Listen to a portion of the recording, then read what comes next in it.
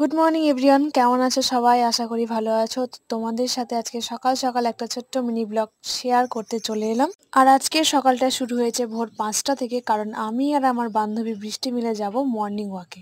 এই মাঠটাতে আগেও আমরা মর্নিং ওয়াক করতে যেতাম, ঠান্ডা পড়ে যাওয়ার কারণে আর যাওয়া হতো না, বাট ঠান্ডা শেষ, মর্নিং ওয়াক আমাদের শুরু। এই মাঠটার সাথে আমাদের প্রচুর স্মৃতি জুড়ে আছে, তোমাদের একদিন বলবো সময় হলে।